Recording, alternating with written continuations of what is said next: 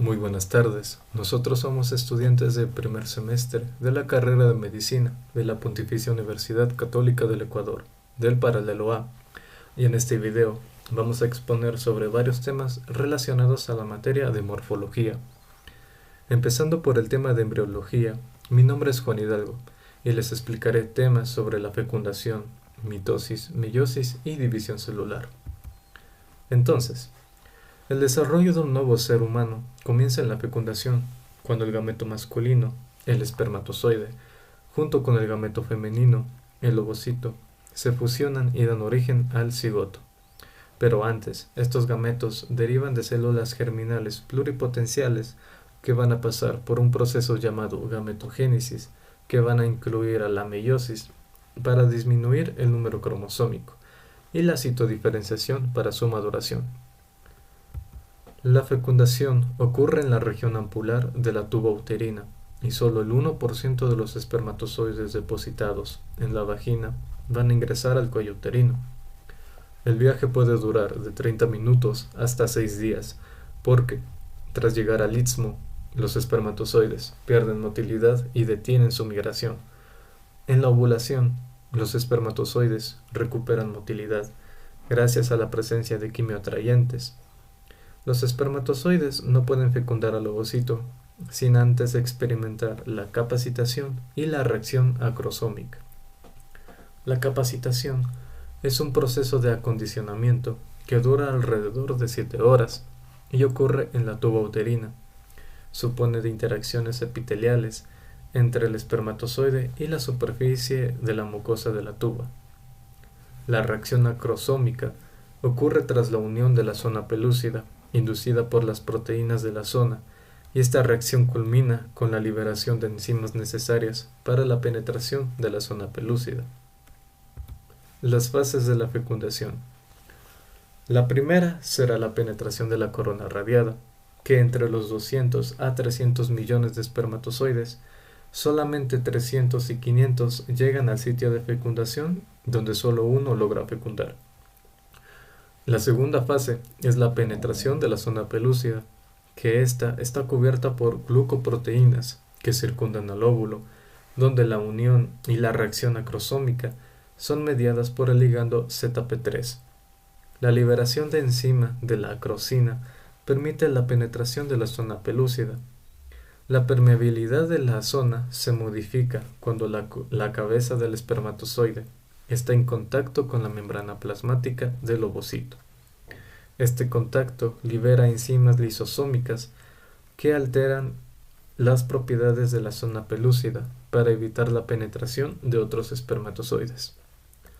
Y por último, la tercera fase, la cual es la fusión de las membranas celulares, donde se unen la membrana del ovocito y la porción posterior de la cabeza del espermatozoide. Dado que la cabeza desaparece en la reacción acrosómica, finalizando la fecundación. Los resultados de esto son la recuperación del número diploide de cromosomas, tanto porque lo da la mitad del padre y mitad de la madre, la determinación del sexo cromosómico y el inicio de la segmentación. La mitosis. Es el proceso por el cual una célula se divide y da origen a dos células hijas, con una carga genética idéntica a la de la célula progenitora. La mitosis inicia con los cromosomas enrollándose, contrayéndose y condensándose. A esta fase se le llama profase, y cada cromosoma queda constituido por dos subunidades paralelas, llamadas las cromátidas hermanas. Estas se encuentran unidas por el centrómero. Se van a seguir condensando, pero solo en la prometafase pueden visualizarse.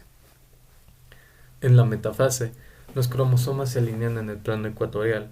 Cada cromosoma está unido a microtúbulos, los cuales se extienden desde el centrómero hacia el centriolo para formar el huso mitótico. En la anafase, el centrómero de cada cromosoma se divide y migran las cromátides hacia los polos opuestos. Y por último, en la telofase, donde los cromosomas se elongan, se vuelven a formar y se vuelve a formar también la cubierta nuclear y el citoplasma se divide. La meiosis. La meiosis es, en cambio, la división celular que ocurre en las células germinales para dar origen a los gametos masculinos y femeninos. Se ocupan de dos divisiones meióticas, esto es con el fin de reducir el número cromosómico a 23. En la primera división meiótica se copia el ADN, de modo de que cada cromosoma tenga cromátidas hermanas, igual que la mitosis. Sin embargo, los cromosomas homólogos se alinean en pares, y este proceso se denomina sinapsis. Cada cromosoma se alinea, excepto el par XY. Los pares homólogos se separan y dan origen a dos células hijas, reduciendo su número cromosómico. En la segunda división meiótica se separan las cromátidas hermanas y cada gameto obtiene 23 pares de cromosomas. División celular. La ovogénesis. La meiosis del gameto femenino, ocurre en el ovario. Esto se produce en etapa fetal, cuando las ovogonias, células germinales primitivas, se transforman en ovocitos primarios y entran en la primera división meiótica. Sin embargo, esta división se detiene en profase 1, también en una fase denominada diploteno, hasta la pubertad. En cada ciclo menstrual, por acción hormonal, algunos ovocitos reanudan la meiosis, pero solamente uno logra madurar antes de la ovulación, dando así lugar a un ovocito secundario y a un cuerpo polar, ambos con la misma cantidad de número cromosómico. El ovocito secundario comienza en la meiosis 2, pero se detiene hasta la metafase 2. Esta división solo se completa si el ovocito es fecundado por el espermatozoide, donde se forma un óvulo maduro y un segundo cuerpo polar. La espermatogénesis. La espermatogénesis tiene lugar en los túbulos seminíferos de los testículos. Este proceso da origen a los espermatozoides haploides a partir de células germinales diploides, en las espermatogonias. Las espermatogonias se dividen por mitosis para mantener su población y originar espermatocitos primarios, donde aumentan de tamaño para dar lugar a la división meiótica. Muy bien. Los espermatocitos secundarios inician la meiosis 2, donde se dividen sin duplicar su ADN, originando 4 espermátides haploides.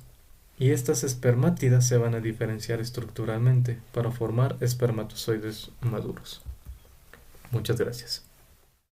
Mi nombre es Nepo Barahona y voy a hablarles sobre la semana de crecimiento fetal. El embarazo consta de 3 trimestres, 9 meses y 40 semanas. Tenemos la etapa embrionaria que cuenta desde la fecundación hasta la octava semana. En este periodo de organogénesis y mayor vulnerabilidad ante agentes teratogénicos. En la semana 1 tenemos la fecundación y la segmentación. En el día 0 ocurre la fecundación en la polla de la trompa de falopio. El cigoto inicia las divisiones mitóticas que se denominan segmentación, formando las mórulas, que están constituidas por 16 células. En el día 5 al día 6 se convierte en blastocisto, compuesta por trofoectodermo, que va a ser la futura placenta, y la masa celular interna, que va a ser el futuro embrión. En la semana 2 tenemos la implantación y el disco bilaminar. El blastocisto se implanta en el endometrio en el día 6 al día 10 aproximadamente. Se forma un disco embrionario bilaminar. El epiblasto, que está constituido por el amnios y el embrión, y el hipoblasto, que va a ser el saco vitelino primitivo. Comienza la formación de la placenta primitiva y la cavidad amniótica. En la semana 3 tenemos la gastrulación y el desarrollo del eje embrionario. En el inicio de la gastrulación es la transformación del disco bilaminar a disco trilaminar. El ectodermo, que va a dar origen a la piel y al sistema nervioso, al mesodermo, que va a dar origen a los músculos, huesos, sistema cardiovascular y urinario, al endodermo, que va a dar origen al aparato digestivo y respiratorio. Se va a dar la formación de la notocorda, que es el eje del embrión. Inicia la neurulación, el ectodermo se pliega para formar un tubo neural. y el desarrollo inicial del desarrollo cardiovascular. Inicia la semana 4, donde que se va a dar la neurulación y el latido cardíaco. El tubo neural se cierra aproximadamente entre el día 25 y el día 27. El corazón empieza a latir aproximadamente en el día 22. Se da la formación de arcos faringios, que son las estructuras bases de la cara, el cuello y la faringe. Aparecen los somitos, que es la segmentación mesodérmica entre los músculos y las vértebras. En la semana 5 se va a dar un rápido crecimiento del encéfalo y de los órganos. El encéfalo se divide en vesículas encefálicas primarias: prosencéfalo, mesencéfalo y robesencéfalo. Da la progresión del desarrollo cardíaco, donde que se insinúan las cavidades, la formación de las plácodas ópticas y ópticas que dan origen al futuro oído y a la futura retina. Empiezan los esbozos faciales y comienza a diferenciarse. En la semana 6 se da la diferenciación estructural activa. Esto quiere decir que es un desarrollo de miembros superiores y miembros inferiores.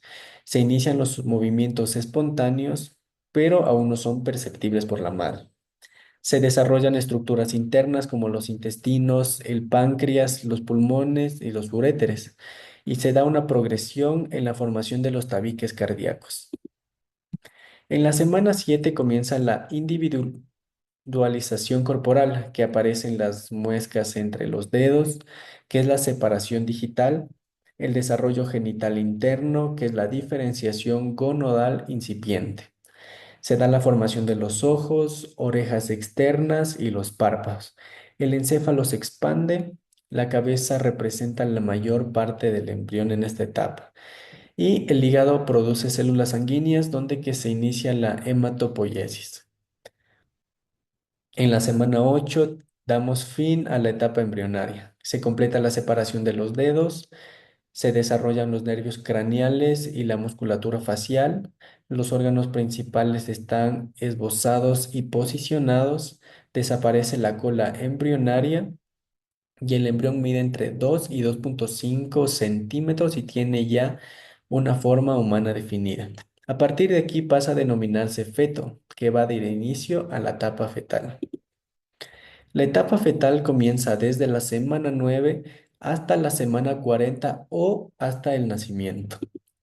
En la semana 9 del embarazo, que da inicio a la etapa fetal, el feto mide entre 2,3 a 2,5 centímetros y pesa aproximadamente 3 gramos. Los órganos ya formados comienzan a madurar, los rasgos faciales comienzan a ser más definidos, las extremidades bien formadas con dedos visibles, el corazón late con una fuerza de aproximadamente 170 latidos por minuto, el cerebro crece rápidamente y controla los reflejos. Los genitales empiezan a diferenciarse, pero estos aún no son visibles por ecografía. En la semana 10 todos los órganos vitales del bebé ya están formados y están comenzando a trabajar en conjunto. Es poco probable que a partir de esta semana comiencen las malformaciones congénitas. En la semana 11, en esta semana, el bebé se ve como un genio en miniatura. Su enorme cabeza ocupa casi la mitad del tamaño de su cuerpo. En la semana 12, el útero usualmente es palpable sobre la sínfisis del pubis. Tenemos el índice coronilla rabadilla, que es de aproximadamente entre 5 a 6 centímetros. Los dedos de las manos y los pies ya se han diferenciado. El desarrollo de piel y uñas, y comienzan a aparecer pelos. Comienza la diferenciación de los genitales externos y da inicio a los movimientos espontáneos. En la semana 13 tiene una longitud aproximada entre 6,5 centímetros a 8 centímetros y pesa aproximadamente de 13 y 22 gramos. La formación de órganos principales ya está completa. El feto comienza a desarrollar huesos, especialmente en las extremidades del cráneo. Los movimientos ya empiezan a coordinarse, aunque aún no son percibidos por la madre. Los ojos se posicionan centralmente y las orejas alcanzan su ubicación definitiva. Los párpados siguen fusionados. En la semana 14 Tiene una longitud de entre 8.7 centímetros aproximadamente y pesa 45 gramos. Los órganos sexuales externos empiezan a diferenciarse. El cartílago continúa osidificándose, particularmente en las extremidades. Los movimientos de las extremidades comienzan a ser más coordinadas. En la semana 15 mide aproximadamente 10.1 centímetros y pesa aproximadamente 70 gramos. Los huesos ya están en desarrollo de manera más robusta. El lánugo, que es un vello fino, comienza a cubrir el cuerpo. El feto inicia movimientos más frecuentes, aunque todavía no son tan perceptibles para la madre. En la semana 16 tiene un tamaño de 11.6 centímetros y pesa aproximadamente 100 gramos. La mielinización neuronal sigue avanzando, lo que va a facilitar la comunicación entre el cerebro y los músculos. Los ojos ya posicionados correctamente y los oídos comienzan a ser funcionales. El feto puede escuchar sonidos y comienza a responder a estímulos. En la semana 17 mide aproximadamente 13 centímetros y pesa 140 gramos.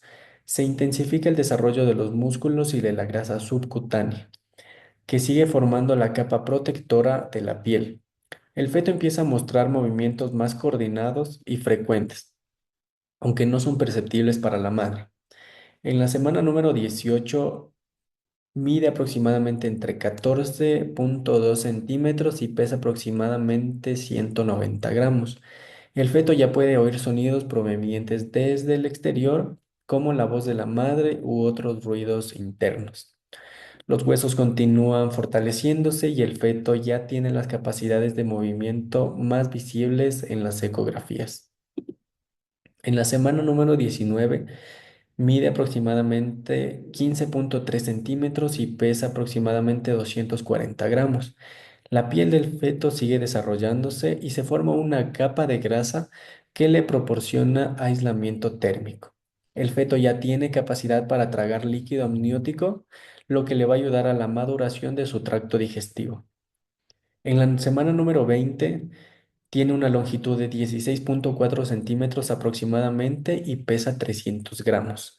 El feto alcanza una proporción más humana, con un cuerpo más equilibrado. Los huesos se siguen fortaleciendo y el cartílago continúa convirtiéndose en hueso. Comienzan los primeros movimientos. El feto también puede realizar movimientos más complejos como estirarse y rodar.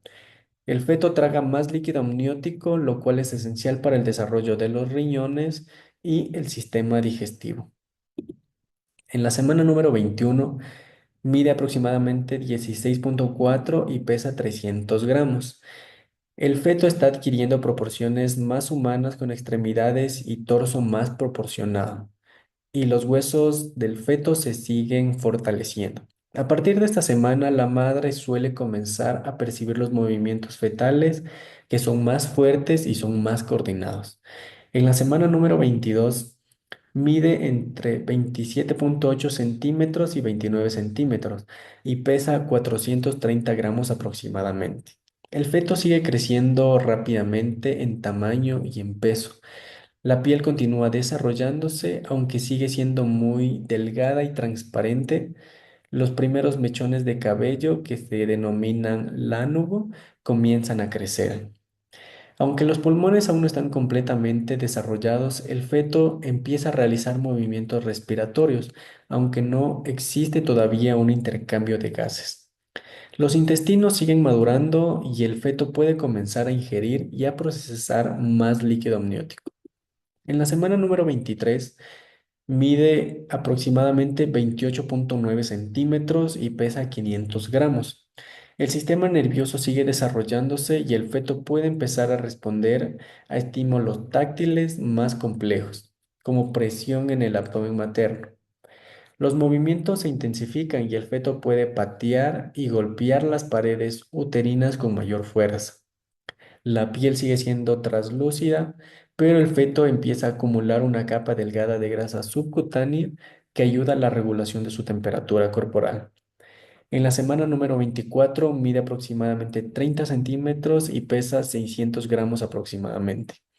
A medida que el feto crece, la piel se vuelve menos translúcida y comienza a formarse una capa de grasa marrón, que es esencial para la regulación térmica después del nacimiento. Los pulmones continúan madurando y el feto empieza a practicar movimientos respiratorios, aunque todavía no puede respirar por sí mismo. Se desarrollan varios reflejos como el de succión, lo que es crucial para la vida postnatal. En la semana número 25 mide aproximadamente 34 centímetros y pesa 660 gramos aproximadamente.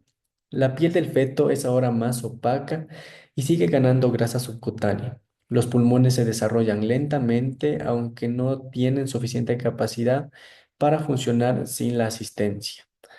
El feto puede reconocer sonidos de su entorno y responder a la luz. Las conexiones neuronales del cerebro continúan creciendo y expandiéndose. En la semana número 26 pesa aproximadamente 760 gramos y mide 35,6 centímetros aproximadamente. El feto ya tiene forma más parecida a la de un bebé recién nacido. Su piel se ha engrosado y se ha cubierto de una capa densa de lanugo. Los pulmones siguen desarrollándose, produciendo surfactante, una sustancia que ayuda a la expansión pulmonar después del nacimiento.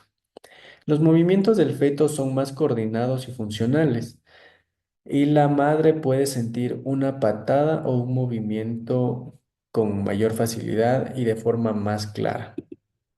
En la semana número 27 mide 36,6 centímetros aproximadamente y pesa 875 gramos. El cerebro del feto está desarrollándose rápidamente, aumenta su volumen y la cantidad de conexiones neuronales. El feto puede responder de manera más definitiva a estímulos táctiles y estímulos sonoros. También puede abrir los ojos en respuesta a la luz.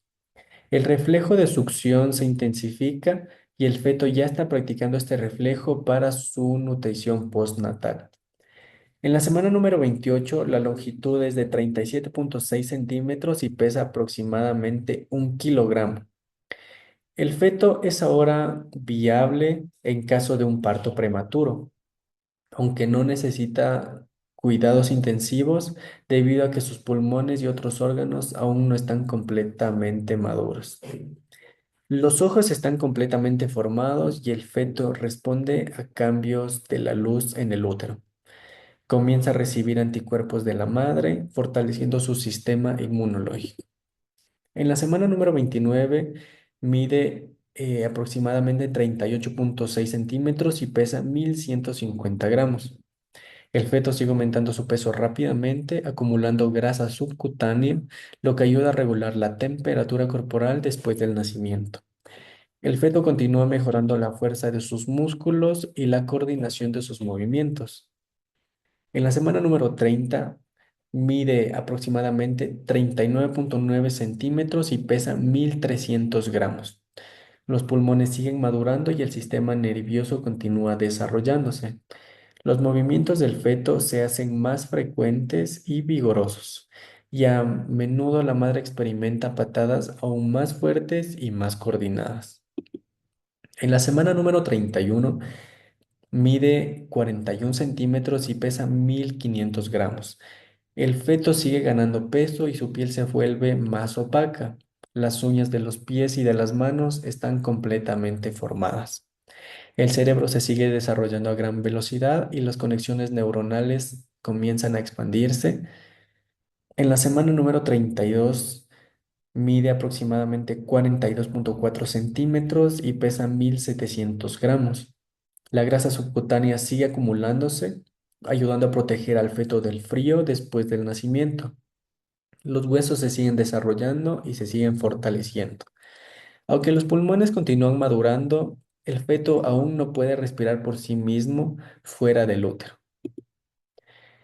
En la semana número 36 a la número 36, que va a ser inicio del último mes, Mide aproximadamente 43 a 46 centímetros y tiene un peso entre 2.000 gramos a 2.500 gramos.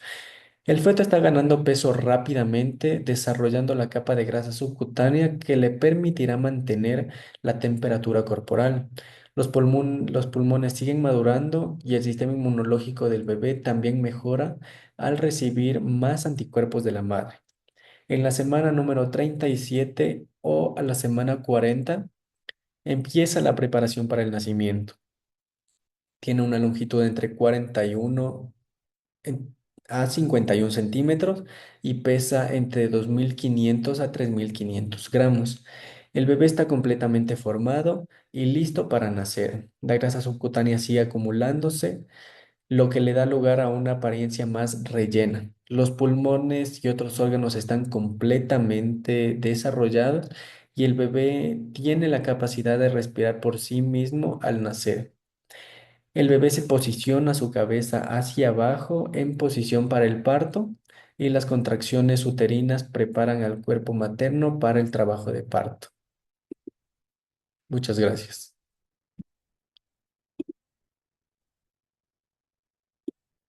Días, hoy les voy a hablar sobre el tejido epitelial. El tejido epitelial es uno de los 4 tejidos básicos del cuerpo humano, el cual se caracteriza por estar compuesto por células estrechamente interconectadas entre sí, las cuales tienen una poca matriz extracelular. Su principal función es recubrir superficies internas y externas como cavidades, por ejemplo, además que van a formar lo que son glándulas. El tejido epitelial está compuesto por epitelios, que son células coantiguas, las cuales recubren superficies tanto internas como externas, y va a formar glándulas, que son agrupaciones de células, las cuales se originan tras la invaginación y más que todo van a liberar o producir un líquido que va a ser indispensable o va a ser un material de desecho de nuestro cuerpo, ¿no? El epitelio o los epitelios se derivan de las 3 capas germinales, tales como son del ectodermo, del mesodermo y el endodermo. En el ectodermo se va a formar la mucosa oral, la nasal, la córnea, la epidermis, las glándulas cutáneas y también mamarias. En el endodermo se va a formar lo que es el hígado, el páncreas, el revestimiento de las vías respiratorias y el tubo digestivo. Y finalmente en el mesodermo se va a formar lo que son los túbulos uníferos del riñón, los revestimientos de los sistemas reproductores, tanto masculinos y femeninos, además del revestimiento endotelial del sistema circulatorio y de igual manera el mesenterio de la cavidad del cuerpo. Las funciones del tejido epitelial son las siguientes. Va a cumplir funciones como es en la protección, debido a que va a proteger cuando se presente alguna lesión, no más que todo. De igual manera va a permitir el transporte transcelular de sustancias, es decir, que va a permitir como tal mover a través de las capas de las células algunas sustancias las cuales van a ser indispensables para nuestro organismo. De igual manera van a producir lo que son secreciones, las cuales más que todo pueden ser enzimas, hormonas o algunas sustancias que son indispensables en nuestro cuerpo. De igual manera se va a encargar de la absorción, es decir, que va a absorber, como por ejemplo en el tubo digestivo, se va a permitir como tal la absorción de los nutrientes de los alimentos que nosotros ingerimos. Y de igual manera va a generar una permeabilidad selectiva, es decir, que va a determinar qué sustancias pueden pasar entre célula y célula. Además que va a encargarse de la detección de sensaciones, como por ejemplo las sensaciones del sabor que se dan en las papilas gustativas. Ahora continuando les quiero hablar sobre la clasificación, no más que todo, de los epitelios. La clasificación de los epitelios se basa de acuerdo al número de células que se encuentren presentes en su lámina basal o de acuerdo a la morfología como tal de las células epiteliales. El epitelio más que todo va a tener dos clasificaciones, las cuales son las siguientes. Va a estar compuesto por un grupo de células, las cuales van a estar en la lámina basal. Ahora se va a subdividir en epitelio simple y estratificado. En el epitelio simple va a estar generalmente formado por solo un grupo de células en la lámina basal, mientras que en el epitelio estratificado se va a estar formado como tal por dos o más grupos de células, los cuales van a estar presentes en la lámina basal. Y a continuación les voy a explicar sobre cada una de las derivaciones que encontramos en los dos tipos de epitelios, tales como son en el epitelio simple y en el estratificado. Bueno, ahora les voy a hablar específicamente sobre la clasificación que va a ocurrir como tal de estos dos tipos de tejidos, como tal que se van a subdividir en epitelio simple y en epitelio estratificado, no más que todo. Entonces, aquí lo que vamos a poder ver en el epitelio simple que está formado por células planas, cúbicas y cilíndricas, no más que todo, mientras que en el epitelio estratificado van a estar conformadas por epitelios de planos no queratinizados, cúbicos, queratinizados y cilíndricos. Además que tenemos el de transición relajado y el de transición de distendido.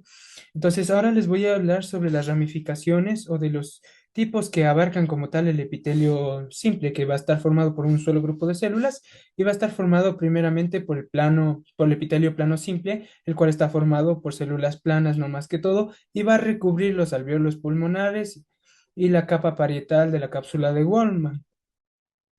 De igual manera vamos a tener al epitelio cúbico simple, el cual va a estar formada por células cúbicas y va a recubrir el conducto de muchas glándulas y los ovarios, ¿no?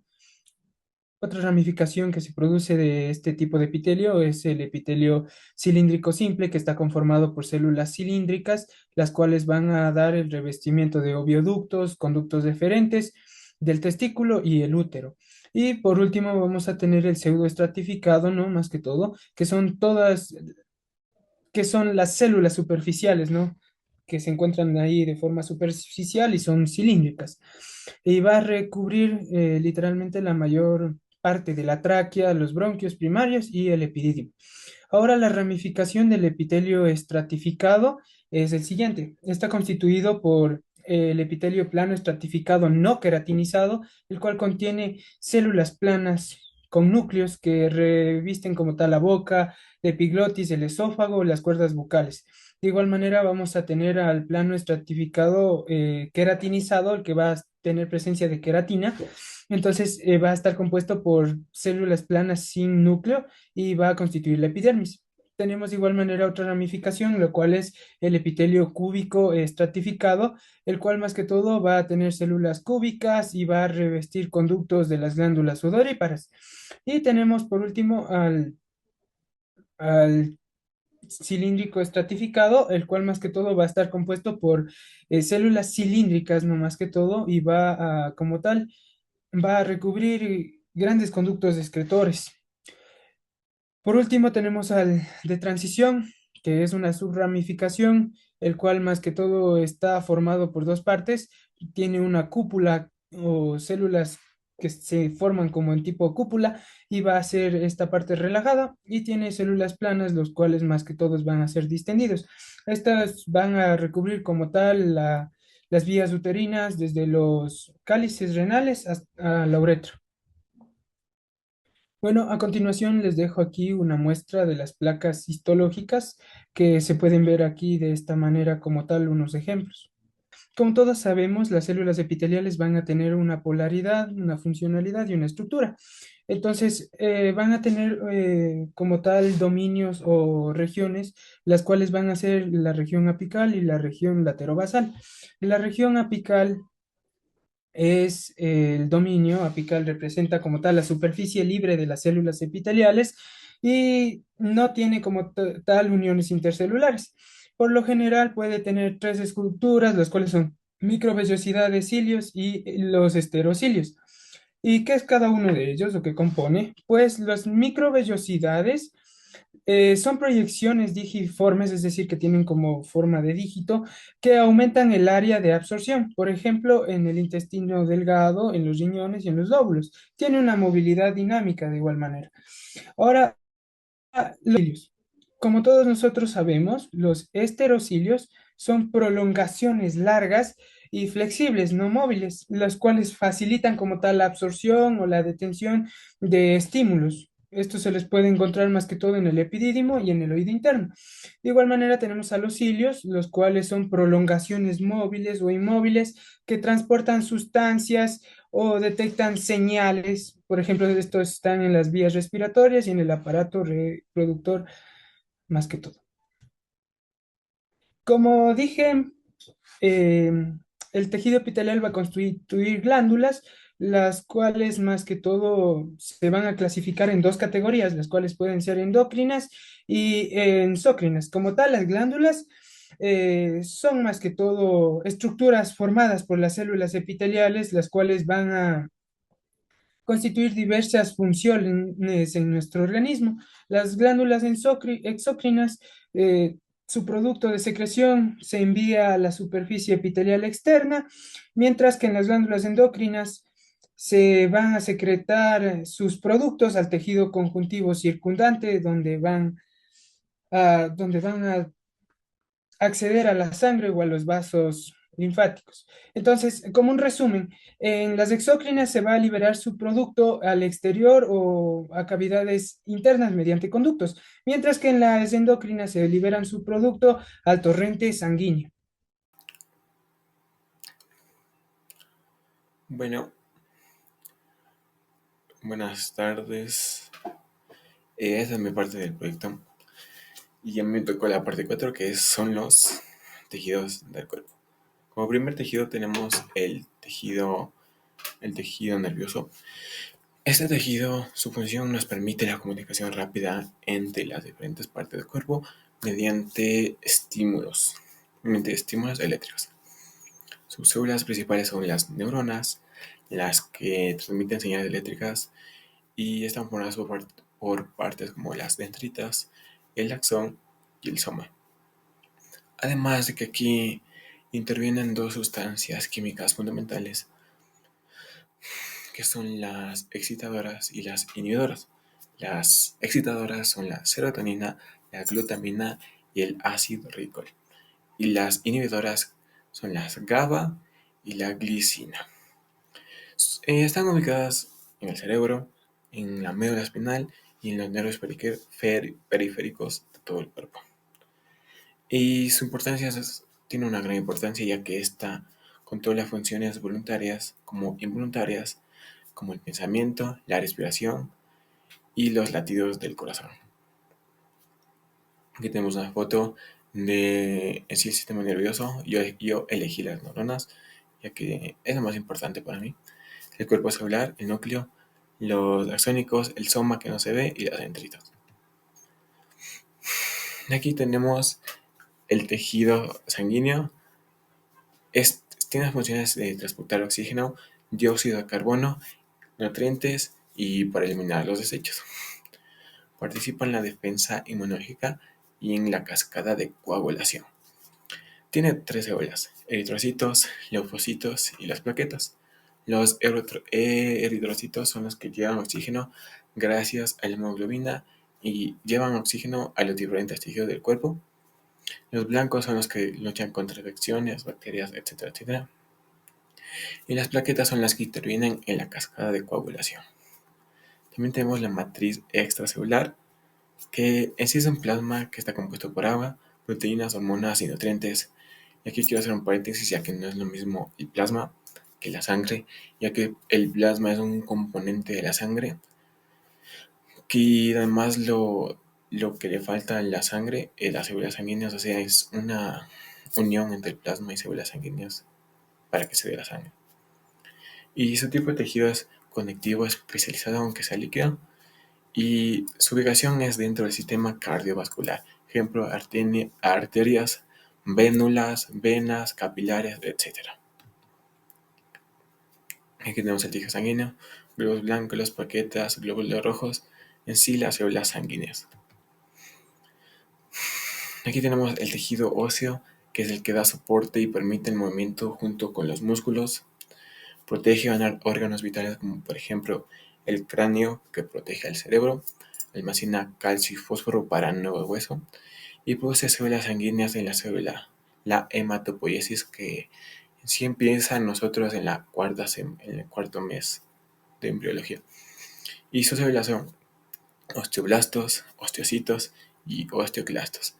Los osteoblastos son los que forman nuevo hueso, los osteocitos son los que mantienen el hueso ya formado y los osteoblastos son los que descomponen o matan, entre comillas, al hueso viejo. Su matriz celular es muy dura, de hecho tenemos huesos bastante duros como el fémur, que es equivalente al cemento en dureza, y estas están formadas por sales minerales como el fosfato de calcio. Es especializado y su ubicación en sí forma todo el esqueleto. Aquí tenemos el tejido muscular, que sí su función es producir movimiento mediante la contracción. También participa en la postura, el mantenimiento de la temperatura corporal y el funcionamiento de órganos internos. Se divide en 4 tipos: esquelético, cardíaco y liso. El esquelético es voluntario, con estriaciones, no sé, con estriaciones, y se mueve conjunto a los huesos. El cardíaco es involuntario, exclusivo del corazón. La sístole y la diástole tiene estriaciones y discos intercalares. Y el liso, que es involuntario, sin estriaciones, están órganos como por ejemplo los intestinos, los vasos sanguíneos, el estómago, etc. Y tiene células llamadas fibras musculares o miocitos, que estos son los que están adaptados para darle la contracción. Podemos ver el cardíaco, el esquelético liso, el cardíaco que es del corazón, el esquelético que sí está casi todo el cuerpo, y liso que está solo en los órganos internos. Y por último tenemos el tejido conectivo, que su función es sostener, unir, proteger y nutrir a los demás tejidos del cuerpo. Sus componentes son los fibroblastos, que son los que forman fibras, los adipocitos, que son los que almacenan grasa, y las células inmunitarias, células sanguíneas, etc. Ahí tenemos la MEC, también la sustancia fundamental gel, formada por agua, glucoproteínas, etc. Y en sí, esto está mayormente formado por colágeno, elasticitos, las fibras reticulares, glucoproteínas, etc.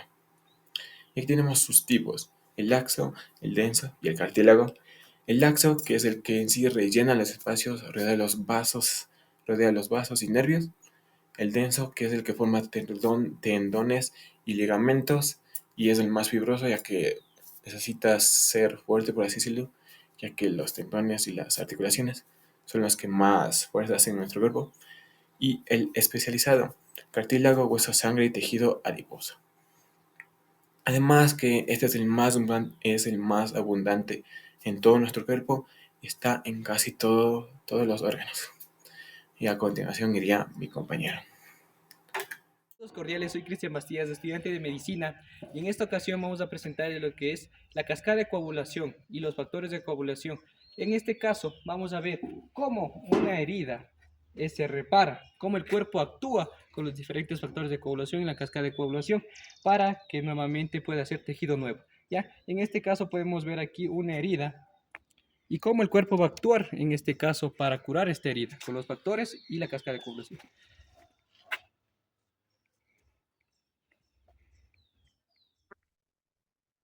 Bueno, ahora sí comenzamos con la explicación de la coagulación, ¿ya? En este caso, cuando nuestro cuerpo sufre algún tipo de herida, ¿ya? Una laceración, donde hay, en este caso, donde hay, digamos en este caso, una hemorragia, ¿ya? Algún accidente donde hay producto de hemorragia y todo.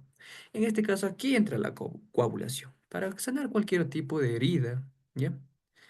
En este caso vamos a ver cómo actúan los factores y la cascada de coagulación en nuestro organismo, en nuestro cuerpo, cómo actúan para llegar así a formar la costra, si se puede decir en este caso. Vamos a ver todos los procesos para cómo estos van a formar capas de fibrina y vamos a ver todos los funcionamientos de los factores y de la cascada, ¿ya?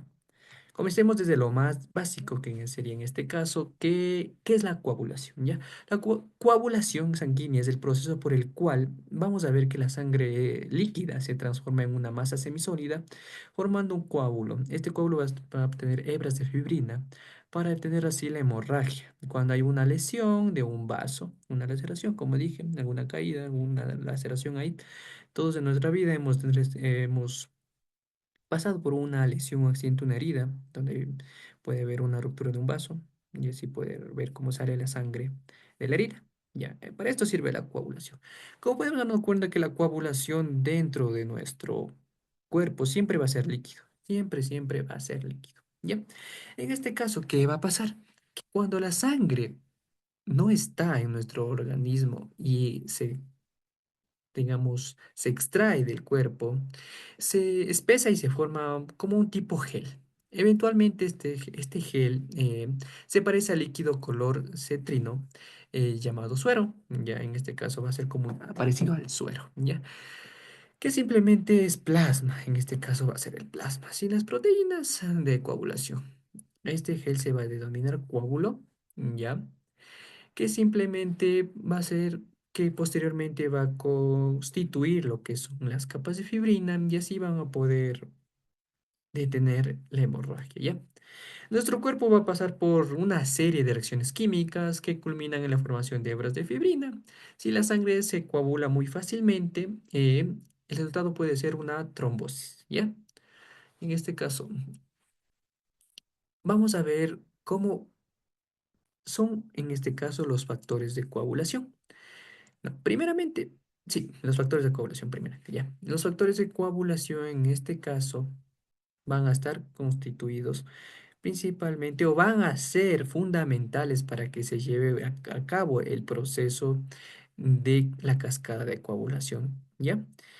Todos estos factores de coagulación, desde el 1 hasta el 13 en este caso, van a ser fundamentales, exceptuando el 6 obviamente, ¿ya?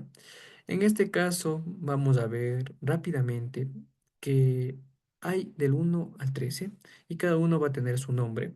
La bi- la fibronógeno, que en este caso va a ser su fuente va a ser el hígado, su vía va a ser la vía final, en este caso la final la común, la vía común, en este caso ya vamos a explicar a continuación qué se trata, ¿ya? Todas estas pertenecen a la cadena de coagulación, ¿ya? Pero hay que darnos cuenta, como podemos observar, aquí también tenemos la tro- protrombina, que en este caso también, también es creada en el hígado, también tiene final común, ya vamos a ver por qué. ¿Ya? Y en este caso también aquí hay un factor muy importante que es el factor tisular, ¿ya? Que este está presente en tejidos dañados o plaquetas activadas. En este caso, como vamos a comenzar con la vía extrínseca, este factor es muy importante porque va a dar paso así a la cascada de coagulación con la vía extrínseca, ¿ya? Aquí podemos vernos como el factor 5, el factor 6, el factor 8. El factor 8 es muy importante debido a que el factor por el estilo también en este caso, si hay alguna alteración, va a poner hemofilia. Pues así, hemofilia tipo A y hemofilia tipo B. ¿Ya? En este caso vamos a ver que pertenecen a la vía intrínseca y cada uno tiene su diferente función. Posteriormente vamos a explicar la cascada de coagulación y cómo todos estos factores van a involucrar el momento de coagular y tapar así una hemorragia. ¿Ya? Pero hay que darnos cuenta y recalcar siempre de que siempre va a estar presente los iones de calcio. Siempre el factor 4 siempre va a estar presente en todos, en la vía extrínseca, la vía intrínseca y en la vía común, que es la final, en este caso. Aquí también tenemos como último el factor 13 que es el factor estabilizador de la fibrina. Y vamos a ver cómo posteriormente cómo funciona esto, ¿sí? Bien. Ya. En este caso vamos a ver la cascada de coagulación. La cascada de coagulación es un proceso vital del cuerpo que activa cuando se produce alguna lesión vascular con el objetivo de detener en sí la herida. El cuerpo va a pasar por todos estos procesos. Vamos a ver un poquito para acá. Ya. Va a subir todos estos procesos, la vía extrínseca y la vía intrínseca, ¿ya? podemos darnos cuenta que la vía extrínseca, en este caso la coagulación, tiene menos pasos. Es como que un poquito más simple. Ocurre rápidamente, en segundos ocurre, ¿ya? Se llama así debido a que una proteína tisular denominada factor tisular, que en este caso va a ser el factor 3 en este caso va a haber aquí una ruptura y va a actuar el factor tisular 3. Esto a su vez, con combinación con los iones de calcio, van a activar el factor 10. En este caso, el factor 10 es el factor que activa la protombina, ¿ya? Activa la protombina. Y también en este caso vamos a ver cómo esta también va a ser ayudada con los iones de calcio y posteriormente también va a estar unida al factor 5, ¿ya? Ya. En este caso vamos a poder darnos cuenta de que eh, vamos a ver que se filtra en este caso también conocida, como podemos darnos cuenta, por la tromboplastina, se filtra hacia la sangre desde las células del exterior, por eso se llaman extrínseco, ¿ya? Los vasos sanguíneos inician la formación de protombinasa y el factor tisular, en este caso, es una mezcla compleja de lipoproteínas y fosfolípidos liberados desde la superficie de las células lesionadas. En presencia con este caso, con el ion de calcio, que podemos darnos cuenta aquí, en este caso el factor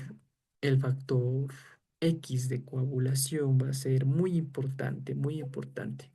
Cuando el factor X se activa, en presencia de los catalizadores de calcio, para formar la enzima activa la protombinasa y esta completa la vía extrínseca, como podemos darnos cuenta aquí.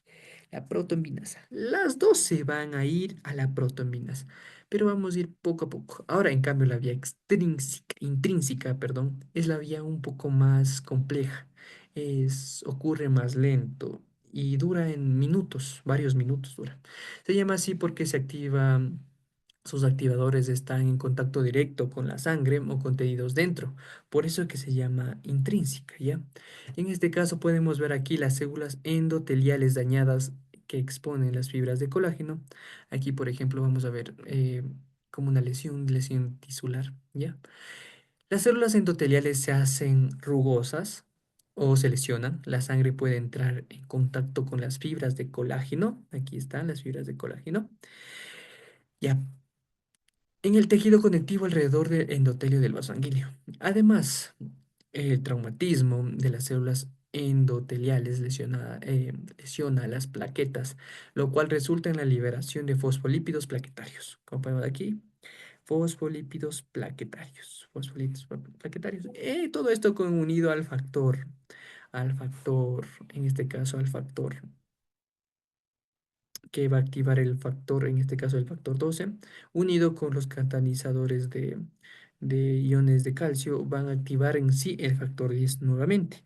Este a su vez también de esta parte, los fosfolípidos también se van a activar o van en ayuda del factor 5 y en ayuda también de los iones de calcio, también van a formar la protombinasa, ¿ya? En este caso y van a dar paso en sí a la vía común. En la vía común vamos a ver.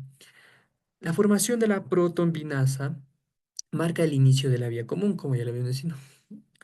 En la segunda etapa de la coagulación de la sangre, la protombinasa con ayuda de los iones de calcio, eh, en este caso cataliza en este caso la conversión de protombinasa en trombina, como podemos aquí. Aquí, trombina. Podemos darnos cuenta que la trombina, ¿ya? En la tercera etapa, la trombina en presencia de los catalizadores de calcio, en este caso, eh, van a hacer que se conviertan en fibrinógeno, en este caso serían estas partecitas de aquí. ¿Sí? ¿Qué va a ser? Ese va a ser el factor 1. Como podemos ver, es un proceso de la vía común. Aquí también entra el factor 2, la trombombina. protrombina, perdón, que se convierte en trombina, como podemos ver aquí. Y de aquí posteriormente forman la red que se estabiliza el colágeno en fibrinógeno, en este caso, va a haber en este caso el factor 1. Y así se van a formar las hebras de fibrina laxas. En este caso también podemos ver en otro caso, que en este caso también va a estar el presencia del factor 13. Como ya vinimos diciendo que el factor 13 entrecruzan y estabilizan y organizan, así formó la fibrina formada, consolidando el coágulo. ¿Ya? En este caso va a ser muy potente y con todo esto unido va a hacer que todas las hebras de fibrina se consoliden y así van a ser más fuertes, más resistentes y van así para la hemorragia. ¿Ya? Dentro también de todos estos vamos a presenciar también, ¿cómo se llama? La retracción del coágulo. En este caso, una vez que se ha formado el coágulo, tapa el área dañada de los vasos sanguíneos y detiene la pérdida de sangre. La retracción del coágulo es la consolidación o endurecimiento del coágulo de fibrina. Las hebras de fibrina adheridas a la superficie lesionada del vaso sanguíneo se contraen gradualmente a medida que las plaquetas las traccionan conformando así conformando el coágulo, se retracta, tira de los bordes de los vasos dañados y los acerca. Así podemos ver una disminución del riesgo de lesiones mayores, así como se va haciendo más compacto, poco a poco se va a ir compacto. Y posteriormente ya viene la cicatrización, en un par de semanas ya se quita obviamente esta capa de fibrina, en este coágulo, el coágulo de fibrina, y la piel volverá normalmente a un 80%. ¿Ya? Pero este es un proceso espectacular que el cuerpo lo hace para así nosotros no perder mucha sangre y no sufrir pérdidas graduales de sangre.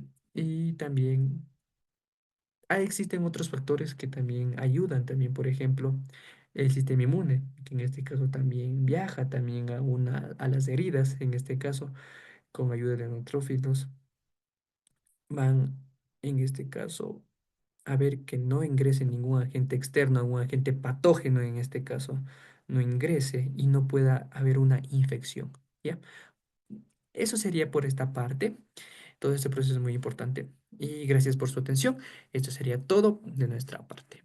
Gracias.